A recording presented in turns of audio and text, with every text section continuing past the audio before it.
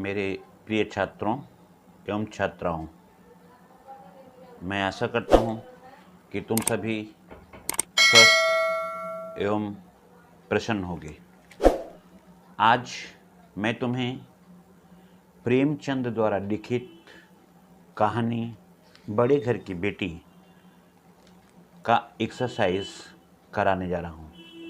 यह एक्सरसाइज का तीसरा भाग है। अब रोज की तरह से मैं अवतरणों पर आधारित प्रश्न का उत्तर तुम्हें इस वीडियो में दूंगा। सबसे पहले तुम लोग पेज नंबर 38 पे देखो। 38 पे पेज पे यहाँ पे लिखा हुआ ऊपर एकदम, बेटा बुद्धिमान लोग मूर्खों की बात पर ध्यान नहीं देते। वह बेसमझ लड़का है, उससे जो कुछ भूल हुई है तुम बड़े होकर क्षमा करो। एक बार फिर से देख लो। बेटा बुद्धिमान लोग मूर्खों की बात पर ध्यान नहीं देते। वह बेसमझ लड़का है, उससे जो कुछ भूल हुई है तुम बड़े होकर क्षमा करो। ध्यान देना। अब इस पर प्रश्न जो बन रहा है, मैं उन प्रश्नों को डिटेल में बता रहा हूँ, उसका डिस्कशन कर रहा हूँ। अच्छी तरह से ध्यान से देखना। पहला प्रश्न है तुम्हारा जो है, बेनी माधव सिंह कौन थे? पहला प्रश्न, बेनी माधव सिंह कौन थे? वे किससे बातें कर रहे हैं? ध्यान देना। कई बार सुन चुके हो। बेनी माधव सिंह गौरीपुर के जमींदार थे। वह श्रीकंठ के पिता थे। लाल बहादुर उनका छोटा बेटा था।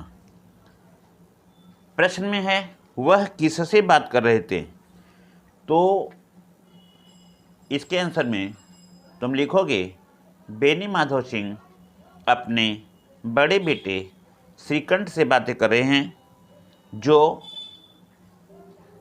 पढ़ा लिखा नवयुवक है और एक दफ्तर में काम करता है। प्रश्न नंबर 2, उन्होंने बुद्धिमान और मूर्ख शब्दों का प्रयोग किसके लिए किया है और क्यों? उन्होंने से तात्पर्य है बेनी माधव सिंह अपने बड़े बेटे श्रीकंठ के लिए बुद्धिमान शब्द का प्रयोग किया है, जो एक पढ़ा लिखा नवयुवक है। वह अपने गुणों से दूसरों को प्रिय है, इसलिए बेनी माधव उसे बुद्धिमान कहते हैं और अपने छोटे बेटे लाल बिहारी को वह मूर्ख शब्द से संबोधित करते हैं, क्योंकि उसने अपनी भाभी को अपमानित किया है और उन्हें खड़ाऊ मारा है। प्रश्न नंबर 3, ध्यान देना। बुद्धिमान शब्द का प्रयोग तो अभी तुमने देख लिया। बेनी माधव ने अपने बड़े बेटे श्रीकंठ के लिए किया और मूर्ख शब्द का प्रयोग लाल बिहारी के लिए किया।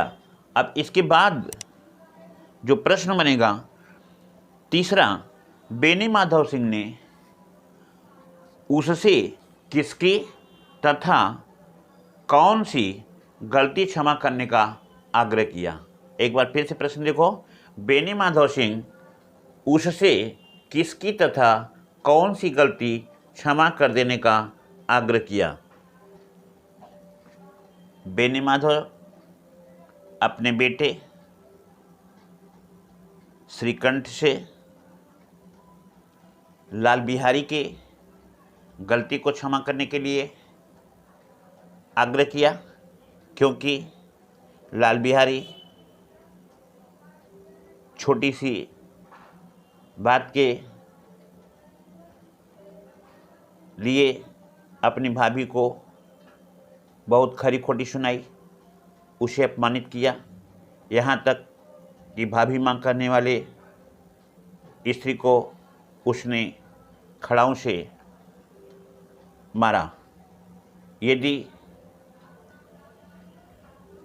आनंदी खड़ाऊ को अपने हाथ से रोकती नहीं तो शायद उसका सिर फट गया होता। बेनी माधव अच्छी तरह से इस बात को जानते थे कि गलती लाल बिहारी से हुई है, इसलिए वह चाहते हैं कि श्रीकंठ को मनाकर श्रीकंठ से विनती, प्रार्थना या आग्रह करके लाल बिहारी के द्वारा किए गए भूल को क्षमा करवा दे। इसलिए उन्होंने श्रीकंठ से आग्रह किया कि वह अपने छोटे भाई लाल बिहारी की छोटी सी भूल के लिए क्षमा कर दे। प्रश्न नंबर 4, बेनी माधव सिंह की बात सुनकर श्रोता ने उन्हें अपना कौन सा अंतिम निश्चय कह सुनाया? ध्यान देना, बेनी माधव सिंह ने अपने बड़े बेटे श्रीकंठ से लाल बिहारी के भूल या उसके द्वारा किए गए गलती को माफ़ करने के लिए आग्रह किया, लेकिन इस बात को सुनकर कि यह उसकी छोटी सी भूल है, उसे माफ़ कर दिया जाए, बेनी माधव का बड़ा बेटा श्रीकंठ आवेश में आ गया। उसे आक्रोश हुआ, काफ़ी क्रोध आया। उसने अपना अंतिम फैसला सुनाते हुए अपने पिता बेनी माधव से कहा, यदि आपको लाल बिहारी प्रिय है, यदि आप लाल बिहारी को इस घर में रखना चाहते हैं तो आप मुझे विदा कर दें, और यदि मैं आपको प्रिय हूँ, मैं आपका प्यारा बेटा हूँ, आप मुझे इस घर में रखना चाहते हैं तो आप लाल बिहारी को कहिए कि वह इस घर को छोड़ करके चला जाए। और इस तरह से उसने अपने पिता को अपना अंतिम निर्णय सुनाया। इस तरह से इस अवतरण पर आधारित प्रश्न उत्तर तुम्हारे पूरे हुए। अब मैं किसी दूसरे अवतरण पर आधारित प्रश्न को तुम्हें बताने जा रहा हूँ। अपना बुक देखो, किताब को देखो। यह जो है तुम्हारे पेज नंबर 40 पे है। यहाँ पे जो है ध्यान देना, दोनों भाइयों को गले मिलते देखकर आनंद से पुलकित हो गए। दोनों भाइयों को गले मिलते देखकर आनंद से पुलकित हो गए और बोल उठे, बड़े घर की बेटियां ऐसी ही होती है, बिगड़ता हुआ काम बना लेती हैं। अच्छी तरह से देखो, पेज नंबर 40 पे एकदम लास्ट नीचे से दूसरा पैराग्राफ है। दोनों भाइयों को गले मिलते देखकर आनंद से पुलकित हो गए और बोल उठे, बड़े घर की बेटियां ऐसे ही होती हैं, बिगड़ता हुआ काम बना लेती हैं। मिला होगा? ठीक है। तो अब मैं इस अवतरण पर आधारित तुम्हें जो प्रश्न और उसका उत्तर बताने जा रहा हूं वह इस तरह से है। पहला प्रश्न देखो, दोनों भाई, पहला प्रश्न लिखो, दोनों भाई कौन थे, वे आपस में कब तथा क्यों गले मिले? एक बार फिर से प्रश्न देखो, दोनों भाई कौन थे, वे आपस में कब तथा क्यों मिले? तो इस प्रश्न के उत्तर में तुम ध्यान देना कि दोनों भाई, यहाँ पे दोनों भाई बेनी माधव सिंह के अपने ही बेटे, बड़ा बेटा श्रीकंठ है और छोटा बेटा लाल बिहारी है। वे दोनों में से श्रीकंठ ने यहाँ तक कह दिया कि या तो वह घर में रहेगा या तो लाल बिहारी रहेगा। इस तरह से झगड़ा काफ़ी बढ़ गया था, लेकिन दोनों आपस में जब गले मिलते हैं तो उन्हें गले मिलाने का काम आनंदी करती है। आनंदी के कहने पर आनंदी के कहने पर कि लाल बिहारी अपने किए पे शर्मिंदा है, तुम उसके बड़े भाई हो, उसे माफ़ कर दो, उसे अपना लो। इस तरह से कहने पर श्रीकंठ का हृदय पिघल गया और वह अपने भूल पर पश्चाताप करते हुए श्रीकंठ ने अपने छोटे भाई लाल बिहारी को गले लगा लिया। अब प्रश्न नंबर इसका 2 होगा, ध्यान देना। उन्हें देखकर कौन प्रसन्न हुआ और क्यों? उन्हें देख कर के कौन प्रसन्न हुआ और क्यों? इसका उत्तर होगा उन्हें देख कर के। उन्हें मतलब श्रीकंठ तथा लाल बिहारी को गले मिलते हुए देख करके, उनके सौहार्द को देख करके, उनके प्रेम, बेहबल प्रेम को देख करके उनके पिता गौरीपुर के जमींदार बेनी माधव सिंह बड़े ही प्रसन्न हुए, क्योंकि उन्हें यह आभास हो चुका था कि अब उनका बड़ा बेटा श्रीकंठ अपने साथ लाल बिहारी को नहीं रखेगा और इस तरह से वे दोनों अब एक दूसरे से अलग हो जाएंगे, जो उनके महान दुख का कारण था। लेकिन ऐसा नहीं हुआ, वे दोनों आपस में गले मिल गए। इसे देख करके बेनी माधव सिंह बड़े प्रसन्न हुए। बड़े घर की, अब प्रश्न नंबर 3 देखोगे। प्रश्न नंबर 3, बड़े घर की बेटियां से किसकी ओर संकेत किया गया है? वक्ता ने उसकी क्या विशेषता बताई है? तो बड़ा ही सुंदर प्रश्न है। बड़े घर की बेटियां से किसकी तरफ संकेत किया गया है? जैसा कि जानते हो, बड़े घर की बेटी कहानी का शीर्षक है और यह बड़े घर की बेटी शब्द का प्रयोग कहानी की प्रमुख नायिका आनंदी के लिए किया गया है। वह श्रीकंठ की पत्नी तथा बेनी माधव की बहू है, जो उच्च कुल की है। उसके घर में, उसके मैके में सभी प्रकार के सुख साधन संपन्न थे। यहाँ तक घोड़ा, गाड़ी, बाड़ी, 3 कुत्ते, बाज, हाथी इत्यादि थे। वह सभी प्रकार की सुख सुविधाओं से पली हुई थी। लेकिन मध्यम घर बेनी माधव के घर में आकर के वह अपने सभी सुखों को भूल गई और मध्यम घर की तरह, मध्यम समाज की लड़की की तरह वह अपने में परिवर्तन ला दी। किसी को पता भी नहीं चला कि वह बड़े घर की पली बढ़ी बेटी इस घर में अपने को समायोजित कर लेगी। तो इस तरह से बड़े घर की बेटी का प्रयोग आनंदी के लिए किया गया है। दूसरा, वक्ता ने उसकी क्या विशेषता बताई? वक्ता ने उसकी यह विशेषता बताई कि आनंदी यद्यपि सभी सुखों से संपन्न थी, सभी साधन उसके मैके में थी, किसी भी प्रकार की कमी नहीं थी, जबकि बेनी माधव के घर में ऐसे कुछ भी नहीं थी। लेकिन आनंदी ने उन सभी को त्याग करके श्रीकंठ के घर को अपना लिया, अपना मान लिया। आनंदी ने अपने गुणों में, जो कि वह रूपवती गुणवती तो थी ही, अपने कोमल स्वभाव से, अपनी दयालुता के कारण वह लाल बिहारी को क्षमा कर देती है।